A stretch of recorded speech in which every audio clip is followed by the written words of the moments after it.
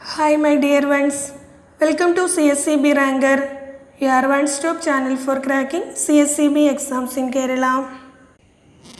നമ്മൾ section 57E cooperative revival fund scheme അത് പഠിച്ചിരുന്നു. അതിലെ ക്വസ്റ്റ്യൻസ് നോക്കാം. Question number 1, what is the name of the scheme mentioned in section 57E? Answer, the cooperative revival fund scheme. Cooperative revival fund സ്കീമിനെ കുറിച്ച് പറയുന്ന സെക്ഷനാണ് section 57E. Next question, who may frame the cooperative revival fund scheme? Answer, the government. Government കൊണ്ടുവന്നിരിക്കുന്ന ഒരു സ്കീമാണ് ഈ cooperative revival fund scheme. Next question, what is the main purpose of the cooperative revival fund scheme? Answer, to revive weaker or dormant cooperative societies. എന്താണ് cooperative revival fund scheme കൊണ്ട് ഉദ്ദേശിക്കുന്നത്? എന്താണ്?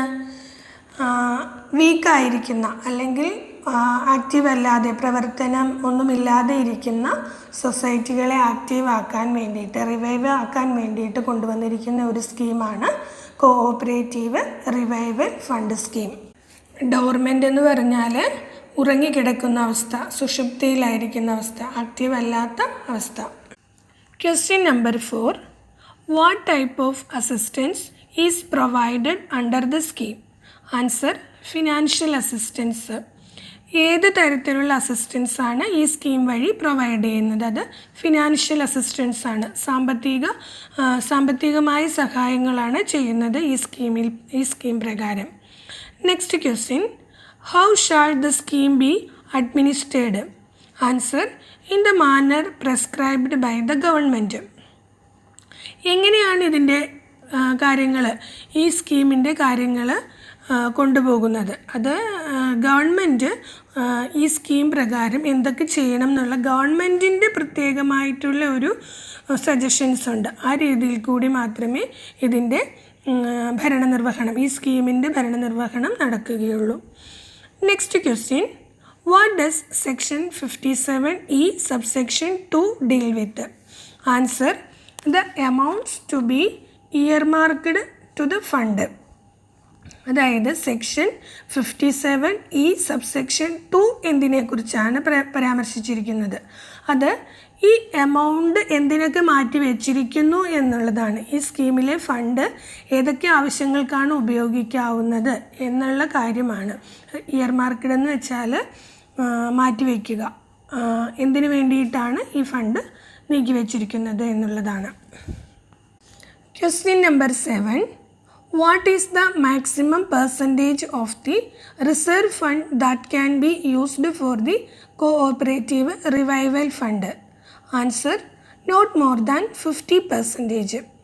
അതായത് reserve ഫണ്ടിൽ നിന്നും എത്രമാത്രം എമൗണ്ടാണ് ഈ കോഓപ്പറേറ്റീവ് റിവൈവൽ ഫണ്ട് സ്കീമിലേക്ക് മാറ്റിവെക്കാവുന്നത്? അത് റിസർവ് ഫണ്ടിൻ്റെ 50% താഴെയായിട്ടുള്ള എമൗണ്ട് ഈ കോഓപ്പറേറ്റീവ് റിവൈവൽ ഫണ്ടിലേക്ക് വേണമെങ്കിൽ മാറ്റിവെക്കാം.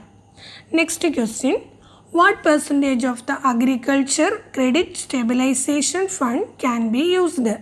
Answer, not more than 50%. അതുപോലെ തന്നെ അഗ്രികൾച്ചർ ക്രെഡിറ്റ് സ്റ്റെബിലൈസേഷൻ ഫണ്ടിൽ നിന്നും നോട്ട് മോർ ദാൻ 50%, 50%-ൽ താഴ്ന്ന എമൗണ്ട്, 50%-ൽ കൂടാൻ പറ്റില്ല, 50%-ൽ താഴെയുള്ള എമൗണ്ട് ഈ കോഓപ്പറേറ്റീവ് റിവൈവൽ ഫണ്ടിലേക്കും മാറ്റിവെക്കാം. Next question, who may grant additional fund to the cooperative revival fund? Answer, the government. ഇത് കൂടാതെ പിന്നെയും ആരാണ് കോഓപ്പറേറ്റീവ് റിവൈവൽ ഫണ്ടിലേക്ക് ഫണ്ട് കൊടുക്കുന്നത് ഗ്രാൻറ്റായിട്ട്? അത് ഗവൺമെൻറ്റാണ്. അതായത് ഇപ്പം നമ്മൾ റിസർവ് ഫണ്ടിൽ നിന്ന് വെക്കുന്നത് പറഞ്ഞു, അഗ്രികൾച്ചർ ക്രെഡിറ്റ് സ്റ്റെബിലൈസേഷൻ ഫണ്ടിൽ നിന്ന് മാറ്റിവെക്കുന്നത് പറഞ്ഞു. ഇത് കൂടാതെ ഗവൺമെൻറ്റിൻ്റെ ഒരു സപ്പോർട്ട്, ഗവൺമെൻറ്റും ഒരു എമൗണ്ട് ഈ ഫണ്ടിലേക്ക് കൊടുക്കുന്നുണ്ട്. ഇനി നമുക്ക് അടുത്ത സെക്ഷൻ പഠിക്കാം. Section 58, restriction on borrowings. അതായത് കടം വാങ്ങുന്നതിനുള്ള നിയന്ത്രണം. അതാണ് സെക്ഷൻ 58 പറയുന്നത്. A society conditions as may be prescribed or as may be specified shall receive deposits and loans only to such extent and under such in the bylaws. എന്താണ് ബൈലോസിൽ പറഞ്ഞിരിക്കുന്ന പ്രകാരം മാത്രമേ deposit സ്വീകരിക്കുകയും ലോൺ സ്വീകരിക്കുകയും ഒക്കെ ചെയ്യാൻ പാടുള്ളൂ എന്നുള്ളതാണ്. അതിന് റെസ്ട്രിക്ഷൻ ഉണ്ട്, അതിന് നിയന്ത്രണമുണ്ട് എന്നുള്ളതാണ് ഈ സെക്ഷൻ കൊണ്ട് ഉദ്ദേശിക്കുന്നത്. അപ്പോൾ ഈ ഹെഡിങ് ശരിക്കും ഓർത്തിരിക്കണം. Section 58 restriction on borrowings. Next section 59 restrictions on loans. Loan കൊടുക്കുന്നതിലെ നിയന്ത്രണം, അതാണ് സെക്ഷൻ 59 പറയുന്നത്. Section 59 subsection 1 a society shall not make a loan to any person or a society other than a member. എന്താണ് 59(1) പറയുന്നത്? ഒരു സൊസൈറ്റിക്ക് അവരുടെ മെമ്പർ അല്ലാത്ത ആർക്കും ലോൺ കൊടുക്കാനായിട്ട് പാടില്ല. ഒരു പേഴ്സൺ ആവട്ടെ അല്ലെങ്കിൽ മറ്റൊരു സൊസൈറ്റി ആവട്ടെ, അവരുടെ മെമ്പർ ആണെങ്കിൽ മാത്രമേ ലോൺ കൊടുക്കാൻ പാടുള്ളൂ എന്നുള്ളതാണ്. Provided that the above restriction shall not be applicable to the Kerala state cooperative bank. Provided further that with the general or special sanction of the registrar, a society may make loan to another society. Subsection 1 ഇങ്ങനെ മെമ്പേഴ്സിന് മാത്രമേ loan കൊടുക്കാൻ പാടുള്ളൂ എന്ന് പറഞ്ഞിട്ടുണ്ടെങ്കിലും Kerala state cooperative ബാങ്കിൻ്റെ കാര്യത്തിൽ ഈ കാര്യത്തിന് ഒരു എക്സംഷൻ കൊടുത്തിട്ടുണ്ട്. അത് മെമ്പർ അല്ലാത്തവർക്കും ലോൺ കൊടുക്കാമെന്നുള്ളത്. അതുപോലെ തന്നെ രജിസ്ട്രാറുടെ സ്പെഷ്യൽ സാങ്ഷൻ, പ്രത്യേക അനുമതിയോടുകൂടി ഒരു സൊസൈറ്റിക്ക് മറ്റൊരു സൊസൈറ്റിക്ക് ലേക്ക് ലോൺ കൊടുക്കാനായിട്ടുള്ള പെർമിഷനും കൊടുക്കാവുന്നതാണ്. Section 59 subsection 2 Notwithstanding anything contained in subsection 1, a society may make loan to a depositor on the security of his depositor. ഇനി സബ്സെക്ഷൻ 2 59 സബ്സെക്ഷൻ 2 പറയുന്നു, സബ്സെക്ഷൻ 1 പറയുന്നു മെമ്പേഴ്സിന് മാത്രമേ ലോൺ കൊടുക്കാൻ പാടുള്ളൂ എന്ന്.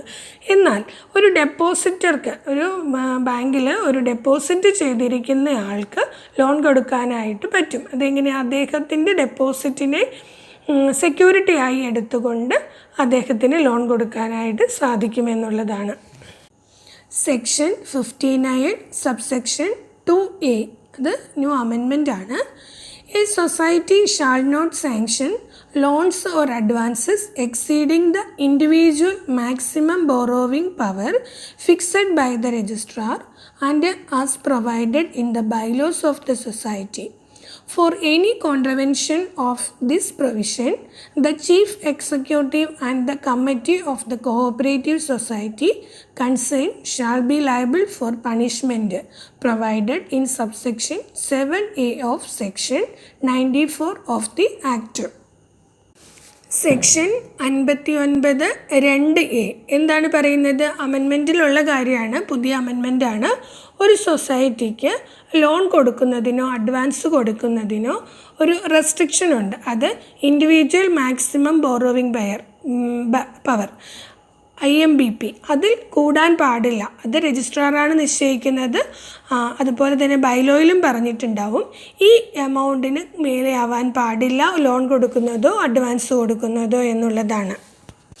ഇങ്ങനെ ഒരു ബോറോവർക്ക് കൊടുക്കാവുന്ന മാക്സിമം എമൗണ്ട്, അതാണ് individual maximum borrowing power.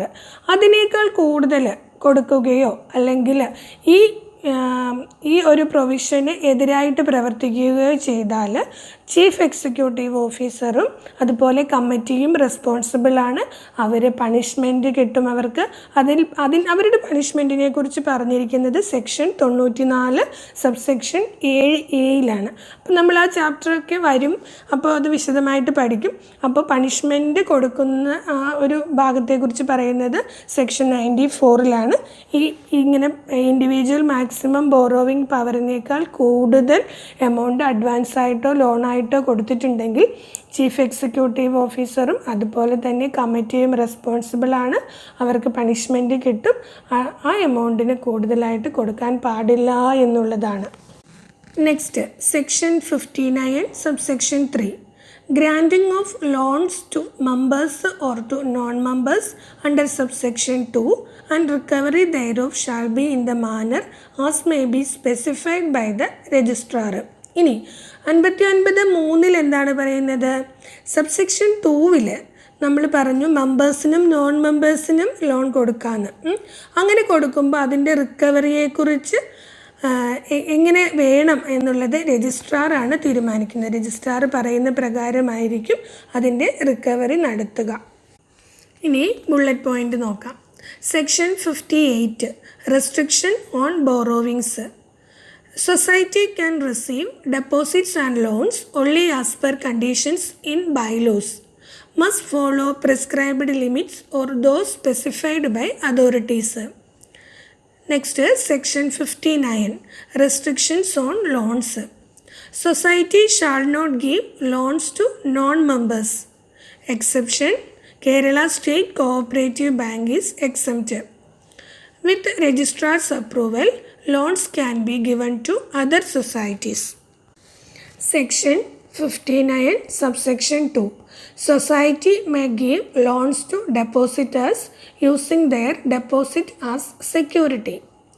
Section 59 2A. Loans must not exceed the individual borrowing limit fixed by the registrar and the bylaws. Penalty: Chief Executive and committee are punishable for violations under section 94 subsection 7A. Section 59 subsection 3. Loan sanction and recovery shall follow the method specified by the registrar. ഇനി കഴിഞ്ഞ ക്ലാസ്സിലെ ക്വസ്റ്റ്യൻ്റെ answers നോക്കാം. First district in India having no landless people. Answer Kannur. Next meaning of avert. Answer prevent. തടഞ്ഞു വയ്ക്കുക, പിടിച്ചു വയ്ക്കുക എന്നൊക്കെ പറയും. Next question. In a row of 30 boys, R is 4th from the right and W is 10th from the left, and how many boys are there between R and W? Answer 16. എങ്ങനെയാണ് answer കിട്ടുന്നത്? ആദ്യം ഞാൻ just ഇതൊന്ന് എഴുതി കാണിച്ചിട്ടുണ്ട് എന്നുള്ളതേ ഉള്ളൂ. അതായത് ടോട്ടൽ നമ്പർ ഓഫ് മെമ്പേഴ്സിൽ നിന്ന് അപ്പുറത്തും ഇപ്പുറത്തുള്ള അവരുടെ ഇടയ്ക്കുള്ളതല്ലേ, അപ്പോൾ അവരെ കൂട്ടണ്ട. അപ്പോൾ അവരെ രണ്ടിനെ റിമൂവ് ചെയ്ത് കഴിഞ്ഞാൽ പിന്നെ 16 ഉള്ളൂ. Now your turn to answer. Question number 1. The number of permanent members in the UN Security Council is. Next, meaning of onerous. Next, find the odd one. 10, 30, 130 and 340. Leave your answer in the comment box and stay tuned for the next episode. Thank you.